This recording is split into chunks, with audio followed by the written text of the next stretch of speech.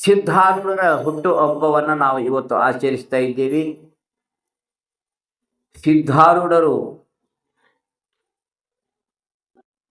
ಜಗತ್ತಿನಿಗೆ ಬಂದು ಏನು ಮಾಡಿದರು, ಒಟ್ಟಿನಲ್ಲಿ ಹೇಳಬೇಕಾದ್ರೆ ಅವತಾರಗಳು ಎರಡು ಪ್ರಕಾರ ಇರ್ತಾವೆ. ಪರಮಾತ್ಮನು ಅವತಾರ ತೊಟ್ಟು ಬರ್ತಾನ, ಸಂತರು ಜಗತ್ತಿನಲ್ಲಿ ಬರ್ತಾರೆ. ಕೇವಲ ದುಷ್ಟರನ್ನ ಸಂಹಾರ ಮಾಡಿ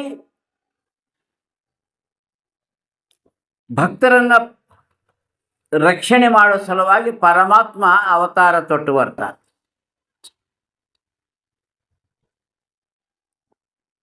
ಇನ್ನು ಜೀವಕೋಟಿಯ ಅಜ್ಞಾನ ಅಂಧಕಾರವನ್ನು ಹೊಡೆದೋಡಿಸಿ ಸುಜ್ಞಾನವನ್ನು ದಯಪಾಲಿಸಿ ಜನನ ಮರಣ ರೂಪ ಭವಬಂಧನವನ್ನು ಕಳೆದು ಮುಕ್ತರನ್ನಾಗಿ ಮಾಡಲಿಕ್ಕೂ ಪರಮಾತ್ಮ ಬರ್ತಾನ. ಅದು ಸಂತರ ಅವತಾರ.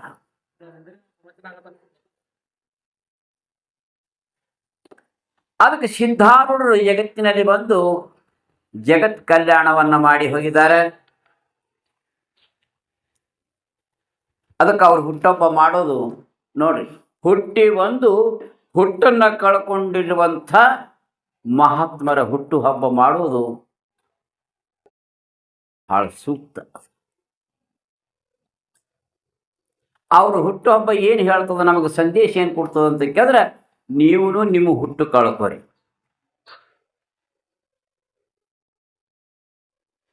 ಸಿದ್ಧಾರೂಢರು ಹುಟ್ಟು ಸಾವು ಕಳ್ಕೊಳ್ಳಿಕ್ಕೆ ಅವರು ಸದುಪದೇಶ ಮಾಡಿ ಹೋಗ್ಯಾರ. ಅವರು ಎಲ್ಲಿ ಹರ ಹೆಂಗ ಹರ ಅಂದ್ರೆ ಎಲ್ಲ ಕಡೆ ಹರ. ಅವರು ಮಹಿಮೆ ಹೇಳಲಿಕ್ಕೆ ಆಗೋದಿಲ್ಲ. ಸಿದ್ಧಾರೂಢರು ಏನು ಶರೀರ ಬಿಟ್ಟಾರ, ಅವರು ಈ ಬ್ರಹ್ಮಾಂಡ ತುಂಬಿ ಎಲ್ಲ ಕಡೆ ಸಿದ್ಧಾರೂಢರೇ ಹರ. ದೇವರು ಎಲ್ಲೇನಂದ್ರೆ ಏನಂತೀವಿ ನಾವು, ಎಲ್ಲ ಕಡೆ ಹರ. ದೇವರು ಇಲ್ಲದ ಜಗನೇ ಇಲ್ಲ. ಅಲ್ಲಿ ಇಲ್ಲಿ ಎನ್ನಲಾರದೆ ಕಲ್ಲು ಕಲ್ಲಿನಲ್ಲಿ ಮುಳ್ಳು ಮುಳ್ಳಿನಲ್ಲಿ ಎಲ್ಲಿ ನೋಡಿದರೆ ಅಲ್ಲಿ ಹಾನೋ ಶಿವ. ಮತ್ತು ಶಿವನಲ್ಲಿ ಬೆರೆತು ಶಿವನೇ ಆಗಿರ್ತಕ್ಕಂಥ ಶಿವನೇ ಸಿದ್ಧನಾಗಿ ಬಂದು ದೇಹವನ್ನು ಮರಿ ಮಾಡಿ ಪುನಃ ಶಿವನೇ ಆಗಿ ಉಳಿದಂಥ ಸಿದ್ಧಾರೂಢ ಎಲ್ಲಿ ಹನ ಅಂದ್ರೆ ಏನು ಹೇಳಬೇಕು ಅಂದರೆ ಎಲ್ಲ ಕಡೆ ಹನ, ಎಲ್ಲರಲ್ಲಿ ಹನ, ಎಲ್ಲದರಲ್ಲಿ ಹನ. ಈ ಮಾತು ಸ್ವಲ್ಪ ವಿಚಾರ ಮಾಡಿದ್ರೆ ಒಂದು ಮಾತು ಗೊತ್ತಾಗ್ತದೆ. ಸಿದ್ಧಾರೂಢರ ಚರಿತ್ರೆಯಲ್ಲಿ ಬರ್ತದ, ಸುಬ್ಬಯ್ಯ ಶಾಸ್ತ್ರಿ ಅಂತ ಒಬ್ಬರು ಸಿದ್ಧಾರೂಢರ ಪಾದಕ್ಕೆ ಬಂದಾರ. ಇಲ್ಲ, ಯಾವಾಗ ಬಂದಾರ? ಮೊದಲೊಂದು ಸಲ ಭೇಟಿಯಾಗ್ಯದ ಸುಬ್ಬಯ್ಯ ಶಾಸ್ತ್ರಿಗೆ ಸಿದ್ಧಾರೂಢರಿಗೆ. ಗಜದಂಡ ಸ್ವಾಮಿಗಳ ಆಶ್ರಮದಲ್ಲಿ ಸಿದ್ಧಾರೂಢರು ಇದ್ದಾಗ, ಬಾಲಕ ಸಿದ್ಧ ಅನ್ನುವಂಥ ರೂಪದಲ್ಲಿ ಇದ್ದಾಗ ಸುಬ್ಬಯ್ಯ ಶಾಸ್ತ್ರಿ ಗಜದಂಡ ಸ್ವಾಮಿಗಳೊಂದಿಗೆ ವಾದ ಸಂವಾದ ಮಾಡಲಿಕ್ಕೆ ಬಂದು, ಉಪನಿಷತ್ ಶಬ್ದಕ್ಕೆ ನೀವು ಯಾರಾದರೂ ಬಲ್ಲವರಿದ್ರೆ ಅರ್ಥ ಹೇಳ್ರಿ ಅಂತ ವಾದ ಮಾಡಿ, ಇಲ್ಲ ಅಂತೀರಂದ್ರೆ ಸುಳ್ಳು ಪತ್ರ ಬರ್ಕೊಡ್ರಿ ಅಂತ ವಾದ ಮಾಡಿದಾಗ, ಯಪ್ಪ ನಿಮ್ಮ ಆಜ್ಞೆ ಆದ್ರೆ ಆ ಸುಬ್ಬಯ್ಯ ಶಾಸ್ತ್ರಿ ಪ್ರಶ್ನೆಗೆ ನಾವು ಉತ್ತರ ಕೊಡ್ತೀನಿ ರೀ ಅಪ್ಪ ಅಂತ ಸಿದ್ಧ ಬಾಲಕ ಎದುರು ಬಂದರು. ಆಯ್ತಪ್ಪ, ಅವನ ಪ್ರಶ್ನೆಗೆ ಉತ್ತರ ಕೊಡುವಂತ ಸಿದ್ಧಾರೂಢರಿಗೆ ಗಜದಂಡ ಸ್ವಾಮಿಗಳು ಆಶೀರ್ವಾದ ಮಾಡಿದಾಗ ಸಿದ್ಧರು ಎದ್ದು ನಿಂತು ಅವನ ಪ್ರಶ್ನೆಗೆ ಉತ್ತರ ಕೊಟ್ಟಾಗ ನಾಚಿಕೆಯಿಂದ ತಲೆ ಬಾಗಿಸಿ ಸುಬ್ಬಯ್ಯ ಶಾಸ್ತ್ರಿ ಆಗತ್ತು ಹೊರಟು ಹೋಗಿದ್ದ. ಮುಂದ ಅವನಿಗೆ ಅಭಿಮಾನ, ನಾ ಜ್ಞಾನಿ ಅನ್ನುವಂಥ ಅಭಿಮಾನ ಕಾಡಿ ಅವ ವಯಸ್ಸಾಗೋ ತನಕನು ಹಾಗೆ ಉಳ್ಕೊಂಡು ಕೊನೆಗೆ ಅಂತ್ಯಕಾಲಕ್ಕೆ ಈ ಜೀವನ ನಶ್ವರದ, ಈ ಶರೀರ ವ್ಯರ್ಥ ಹೋಗ್ತದಲ್ಲ, ನಾ ಹ್ಯಾಂಗ ಮಾಡಲಿ ಅಂತ ಅವನಿಗೆ ಚಿಂತೆ ಆಯಿತು. ಕೊನೆಗೆ ಸಿದ್ಧಾರೂಢರದೇ ಅವನಿಗೆ ನೆನಪು ಉಳಿದಿತ್ತು. ಅದೇ ಕೊನೆಗೆ ನೆನಪಾಯಿತು.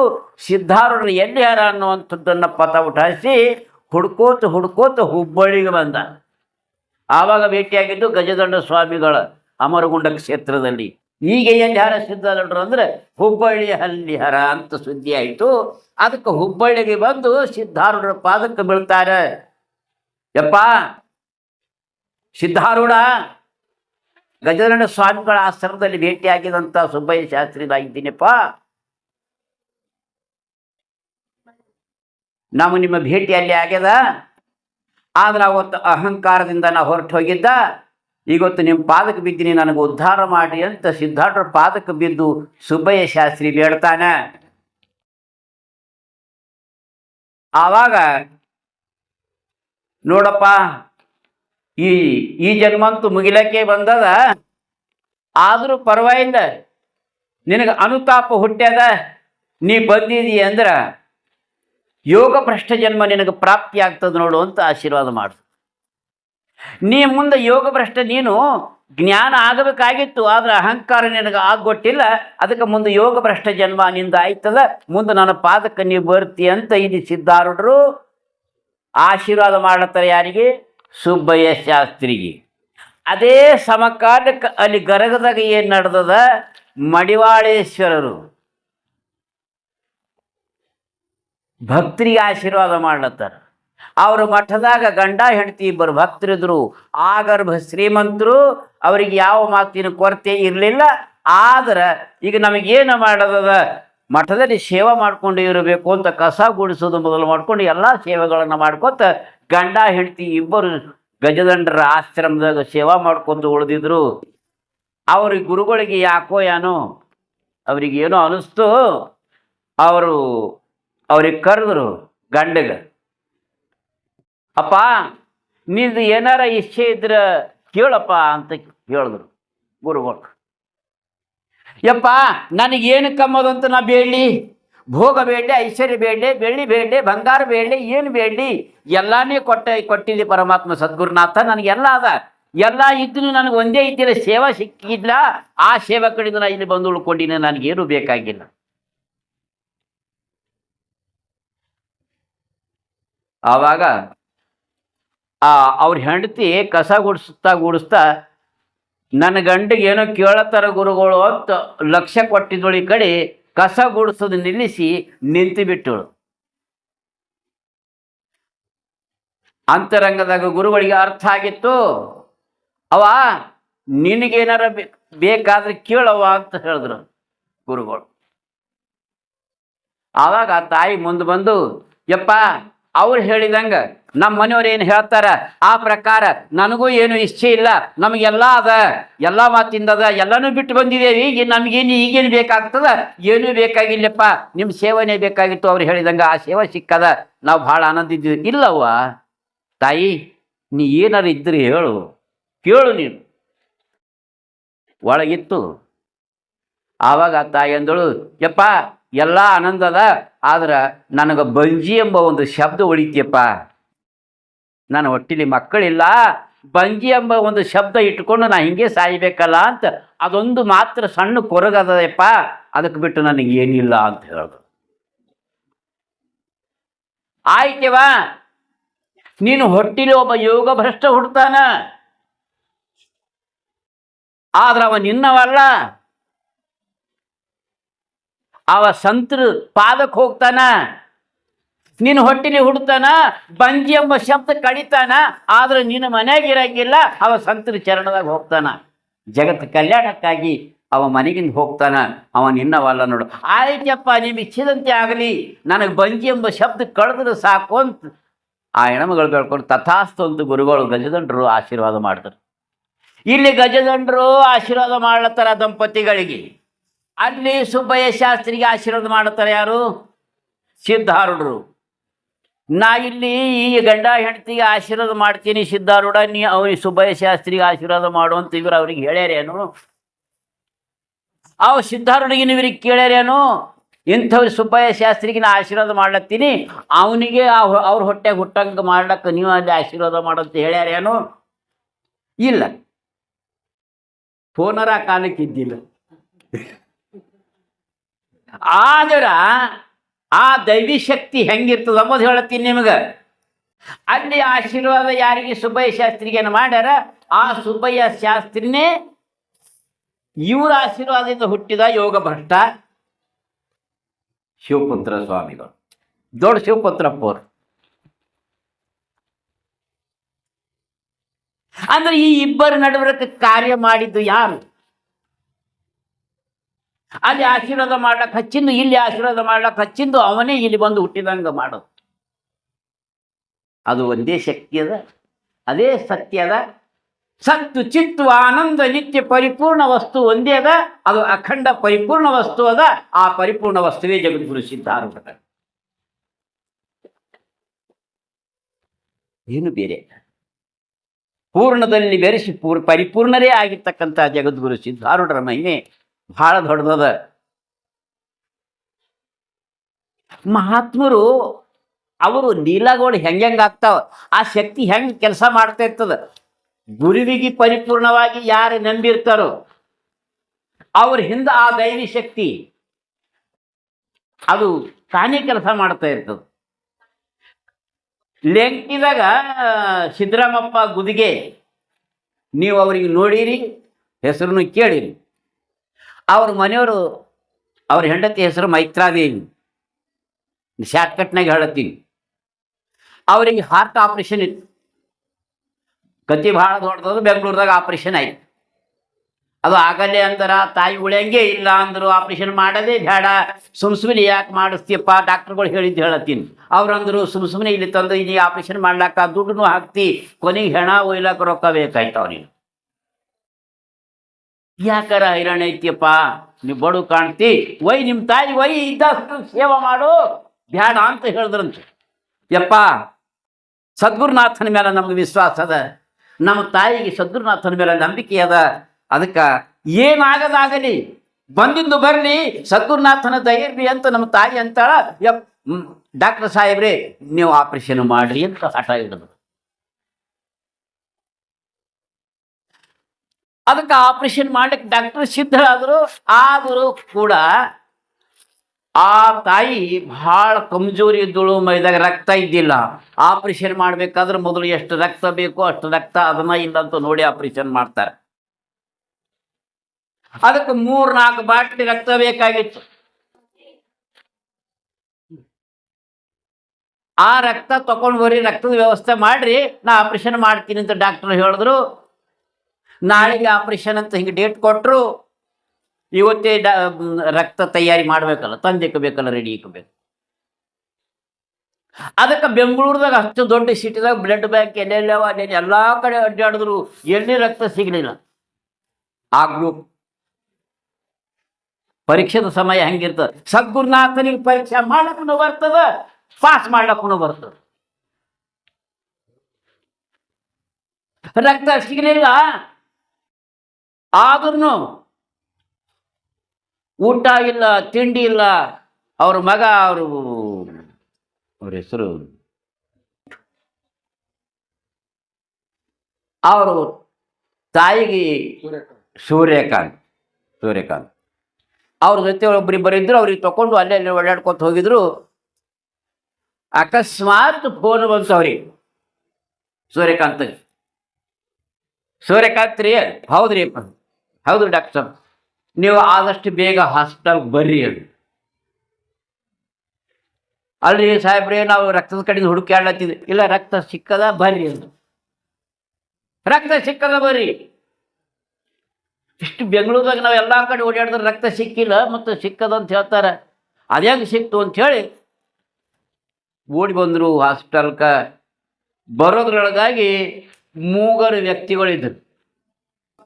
ಅವ್ರಿಗೆ ಇವ್ರು ಎಂದೂ ನೋಡಿಲ್ಲ ಸೂರ್ಯಕಾಂತ್. ಅವ್ರ ಕಡೆ ನೋಡಿದ್ರೆ ಭಾಳ ಸುಂದರ ಅವ್ರದೊಂದು ರೂಪ, ಅವ್ರ ತೇಜೋಮಯ ಮುಖದ ಮ್ಯಾಗ ಕಳೆ. ಅಂಥ ವ್ಯಕ್ತಿಗಳು 3 ಬಂದಾರ. ಅವರು ಹೋಗ್ಲಕ್ಕ ತಯಾರು ಆಗ್ಯಾರ. ಅಷ್ಟಿಗೆ ಸೂರ್ಯಕಾಂತ್ ಬಂದರು. ಡಾಕ್ಟ್ರು ಹೇಳಿದ್ರು, ಇವರೇ ನೋಡಪ್ಪ ರಕ್ತ ಕೊಟ್ಟವರು ಒಂದು. ಹಿಂಗೆ ಆಯ್ತಿರಿ ಅಂದು. ಅಲ್ಲ, ಇಲ್ಲಿ ಯಾರೋ ಮೈತ್ರಾದೇವಿ ಅಂತ ಹೆಣ್ಮಗಳು ಪೇಷಂಟು, ಆ ಹೆಣ್ಮಗಳಿಗೆ ರಕ್ತ ಕೊಡೋದಂತ ನಮಗೊಬ್ರು ಹೇಳ್ಯಾರ, ನಾವು ಬಂದಿದ್ದೇವೆ ಅಂತಂದ್ರು. ಬೆಡ್ ಮೇಲೆ ಮಕ್ಕೊಂಡ್ರು. ಅದೇ ಗ್ರೂಪ್ ಅದರಿ ನಮ್ದು ಅಂತ ಹೇಳಿದ್ರು. ರಕ್ತ ಚೆಕ್ಕೊಂಡಿದ್ದೇವು ಅವ್ರದ್ದು. ಈಗ ಅವ್ರು ನಡೆದಾರ. ಹೆಂಗಾಗಿರ್ಬೇಕು ಸೂರ್ಯಕಾಂತಿಗೆ ವಿಚಾರ ಮಾಡ್ರಿ. ಮೂಗರ ಅವರಿಗೆ ಸೂರ್ಯಕಾಂತ ಬೆನ್ನು ಹತ್ತಿದ್ರು, ಅಪ್ಪವ್ರೆ ನಿಮ್ಮ ಗುರುಪುತ್ರ ನಮಗೆ ಲಕ್ಷಣ ಇರ್ತದೆ ನೋಡ್ರಿ, ಅಪ್ಪವ್ರೆ ಮತ್ತು ನಿಮ್ಗೆ ಸ್ವಲ್ಪ ಜ್ಯೂಸ್ ಅದು ಕುಡಿಸ್ತೀನಿ ನೋಡ್ರಿ ಅಂತಂದ್ರು. ಇಲ್ಲ ನಮಗೆ ಜ್ಯೂಸ್ ಬೇಡ, ಏನು ಬೇಡ, ಕೊನೆಗೆ ಚಹಾರ ಕೊಡ್ರಿ ಅಂತ. ಚಹಾ ಬೇಡ ಏನು ಬೇಡ ಅಂತ ಹಂಗೆ ನಡೆದಾರೆ ಇವ್ರು. ಬೆನ್ನು ಹತ್ತಿ ನಡೆದಾರ ಸೂರ್ಯಕಾಂತ. ಹಾಗೆ ದವಾಖಾನೆ ಹೊರಗೆ ಹೋದರು. ಹೊರಗೆ ಹೋಗಿ ಅವ್ರು ಹಾಗೆ ಹೋಗ್ಲಿಕ್ಕೆ ಶುರು ಮಾಡಿದ್ರು. ಯಪ್ಪ ನೀವು ಹೋಗ್ಬೇಡ್ರಿ, ನನಗೊಂದೆರಡು ಮಾತಾಡ್ರಿ, ನನಗೆ ಹೇಳ್ರಿ, ನೀವು ಎಲ್ಲಿನವ್ರು ನೀವು ಹೆಂಗೆ ಬಂದಿರಿ, ನಿಮ್ಗೆ ಯಾರು ಕಳಿಸ್ಕೊಟ್ರು, ನಮ್ಮ ಮೇಲೆ ಇಂಥ ದಯ ಹೆಂಗೆ ಮಾಡಿದ್ರಿ, ಬೆಂಗಳೂರು ಊರೆಲ್ಲ ಓಡಾಡ್ದ ರಕ್ತ ಸಿಕ್ಕಿಲ್ಲ ಅಂತ ರಕ್ತ ನೀವು ಕೊಡ್ತೀರಿ ಅಂದ್ರೆ ನೀವು ಸಾಮಾನ್ಯ ಅಲ್ಲ, ಏನದ ಹೇಳ್ರಿ, ನೀವು ಎಲ್ಲಿನವ್ರು ಹೇಳ್ರಿ, ಅದು ನಮ್ಮ ಅಡ್ರೆಸ್ ತಗೊಂಡು ಏನು ಮಾಡ್ತೀಯಪ್ಪ ಅಂತಾರೋ.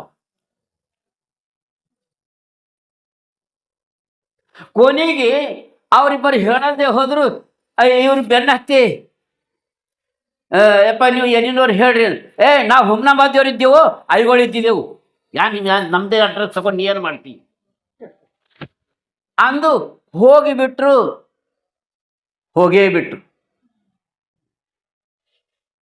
ಈಗ ಈ ಕತೆ ಹೇಳಿ ಆ ಮೈತ್ರಾದೇವಿ ಆಗಲಿ ಮಗ ಸೂರ್ಯಕಾಂತ ಆಗಲಿ ಕಣ್ಣೀರು ಹರಿಸ್ಕೊತ ಹೇಳ್ತಾರ, ಅಣ್ಣವರೇ ಏನು ಹೇಳಬೇಕು, ಸದ್ಗುರುನಾಥನ ಲೀಲಾ, ಸದ್ಗುರುನ ಲೀಲಾ ಭಾಳ ದೊಡ್ಡದಪ್ಪ. ನಾವು ಸೇವಾ ಮಾಡಿದೆವು, ತಿಳಿಲಾರ್ದಕ್ಕೆ ನಮ್ಗೆ ಆದಷ್ಟು ನಮ್ಮ ತನ ಮನ ಧನದಿಂದ ನಾವು ಸೇವಾ ಮಾಡಿದೆವು. ಸೇವಾ ಮಾಡಿದಷ್ಟೇ ಗೊತ್ತು, ನಮಗೆ ಹೆಚ್ಚು ಪೇಚು ನಮಗೇನು ಗೊತ್ತಿಲ್ಲ. ಸೇವಾ ಮಾಡೋದು ಗೊತ್ತಿತ್ತು, ಅಷ್ಟು ನಾವು ಮಾಡಿದೇವಿ. ಮುಂದಿದೆಲ್ಲ ಸದ್ಗುರುನಾಥನ ಲೀಲಾ ಹೆಂಗದಪ್ಪ, ಎಲ್ಲ ಅವನೇ ಮಾಡ್ಯಾನ, ನಮಗೇನು ಗೊತ್ತಿಲ್ಲ. ಅವ್ರಂತಾರ, ಅವು ಮೂಗರ ಯಾರು ಅಲ್ಲ, ಕರ್ಬಸಪ್ಪ, ಶಿವಾನಂದಪ್ಪ, ಸಚ್ಚಿದಾನಂದಪ್ಪರೇ ಮೂಗರ ಬಂದು ನನಗೆ ಕೊಟ್ಟು ಹೋಗ್ಯಾರ. ನಾ ಐಗಳಿದ್ದವಂತ ಅಂದಿದವರು ಯಾರು ಅಂದ್ರೆ ಸಚ್ಚಿದಾನಂದಪ್ಪರೇ ಹೊರತಾಗಿ ಬೇರೆ ಅನ್ನ ಅಂತ ಸ್ಪಷ್ಟವಾಗಿ ಅವರು ವಿಚಾರ ಮಾಡಿ. ಅಂದಿದ್ದಿಂದ ಹಿಂದಕ್ಕಾಗಿರ್ಬೇಕಲ್ಲ, ಇಂದೂ ನಡೆದವ ಲೀಲಾಗಳು, ಮಹಾತ್ಮರು ಲೀಲಾಗಳು, ಪವಾಡ. ಇಷ್ಟೇ. ನಮ್ಮದೇ ಆ ಭಕ್ತಿ ಬೇಕು, ನಮ್ಮಲ್ಲಿ ಆ ವಿಶ್ವಾಸ ಬೇಕು, ನಮ್ಮಲ್ಲಿ ಆ ನಿಷ್ಠಾ ಬೇಕು. ಅದಕ್ಕೆ ಸಿದ್ಧಾರೂಢ ಎಲ್ಲಿ ಏನಂದ್ರೆ ಅಲ್ಲಿ ಇಲ್ಲಿ ಇಲ್ಲ, ಎಲ್ಲ ಕಡೆ ಹಣ ಸದ್ಗುರುನಾಥ. ಸಿದ್ಧಾರೂಢರೇ ಕರ್ಬಸಪ್ಪನೇ ಶಿವಾನಂದಪ್ಪನೇ ಸಚ್ಚಿದಾನಂದಪ್ಪನೇ ಗುರುಲಿಂಗಪ್ಪನೇ ಗೊತ್ತಿಲ್ಲ, ನಾವು ನಾಗಲಿಂಗಪ್ಪನೂ ಅಲ್ಲ. ಇದರಲ್ಲಿ ಸಂಶಯನ ಮಾಡಬಾರ್ದು. ಇದು ನಮ್ಮ ಕಲ್ಯಾಣ ಮಾಡ್ತದೆ, ನಮ್ಮ ಭಕ್ತಿ ನಮ್ಮ ಕಲ್ಯಾಣ ಮಾಡ್ತದೆ, ನಮ್ಮ ಶ್ರದ್ಧಾ ನಮ್ಮ ಕಲ್ಯಾಣ ಮಾಡ್ತದೆ. ಶ್ರದ್ಧಾವಾನ್ ಲಭತೆ ಜ್ಞಾನಂ. ನಮ್ಮ ಕಲ್ಯಾಣ ಮಾಡೋದು ನಮ್ಮ ಶ್ರದ್ಧಾ, ನಮ್ಮ ನಂಬಿಕೆನೇ ನಮ್ಗೆ ಉದ್ಧಾರ ಮಾಡ್ತದೆ. ಅದಕ್ಕೆ ಸಿದ್ಧಾರೂಢರು ಎಲ್ಲಿ ಯಾರ ಅಂತ ಹೇಳಿದ್ರೆ ರೋಮದಲ್ಲಿ ತುಂಬಿಕೊಂಡಾರ, ಕಣದಲ್ಲಿ ತುಂಬ್ಯಾರ, ನಮ್ಮೆಲ್ಲರೊಳಗೆ ಹರ. ಹುಬ್ಬಿನ ನಡುವ ಹುಬ್ಬಳ್ಳಿ ನೋಡು, ಹುಬ್ಬು ಬಳ್ಳಿ ಹುಬ್ಬಳ್ಳಿ. ಇದಕ್ಕೆ ಸಂಸ್ಕೃತದಾಗ ಸೇರಿ ಬರ್ತದೆ ಭ್ರೂಲತಾಪುರವ. ಸಿದ್ಧರು ಯಾರು? ಭ್ರೂಲತಾಪುರವ ಶಿನೇ ನಮಃ. ಭ್ರೂ ಅಂದ್ರೆ ಹುಬ್ಬು ಸಂಸ್ಕೃತದಾಗ, ಲತಾ ಅಂದ್ರೆ ಬೆಳ್ಳಿ, ಭ್ರೂಲತಾ ಅಂದ್ರೆ ಹುಬ್ಬು ಬಳ್ಳಿ. ಕನ್ನಡದಾಗ ಹುಬ್ಬಳ್ಳಿ, ಸಂಸ್ಕೃತದಾಗ ಭ್ರೂಲತಾ. ಅದಕ್ಕೆ ಹುಬ್ಬಿನ ನಡುವ ಹುಬ್ಬಳ್ಳಿ ನೋಡು, ಹುಬ್ಬಳ್ಳಿಯಲ್ಲಿ ಸಿದ್ಧಾರೂಢರ ನೋಡು. ಸುಷುಮ್ನಾಳದ ಶಿಶುನಾಳ ನೋಡು, ಶಿಶುನಾಳ ನೋಡು. ಕೂಡ್ಲೂರು ಸಂಗಮದೊಳಗೆ ನೀ ಕೂಡು, ಸಾಧು ಸಂತರೆ ಪ್ರಯಾಗ ನೋಡಣ್ಣ, ತೆರಿ ಆತ್ಮದ ಕಣ್ಣ, ಸತ್ಸಂಗವೇ ತೀರ್ಥವು ನೋಡಣ್ಣ. ಇಷ್ಟು ಮಹಿಮಾದ ತಾಯಿಂದಿರೇ ತಂದೆಯರೇ. ಅದಕ್ಕೆ ನಮಗೆ ಕಲ್ಯಾಣ ಯಾವುದು ಮಾಡ್ತಂದ್ರೆ ಹುಟ್ಟಬ್ಬ ಮಾಡಿದ್ರೆ ಕಲ್ಯಾಣ ಅಂತ ಅಲ್ಲ, ಬರೀ ಪ್ರವಚನ ಕೇಳ್ತೇವ್ರಿ ಅಂದ್ರೆ ಕಲ್ಯಾಣ ಅಲ್ಲ. ನಮ್ಮ ಹೃದಯ ಎಷ್ಟರ ಮಟ್ಟಿಗೆ ಕರಗಲತ್ತದ, ಎಷ್ಟರ ಮಟ್ಟಿಗೆ ಭಾವಪೂರ್ಣ ಆಗ್ಲತ್ತದ. ಭಕ್ತಿ ಇದ್ರೂ ಭಾವ ಬೇಕು, ಜ್ಞಾನ ಇದ್ರೂ ಕ್ರಿಯಾ ಬೇಕು, ಆಚಾರ ಬೇಕು.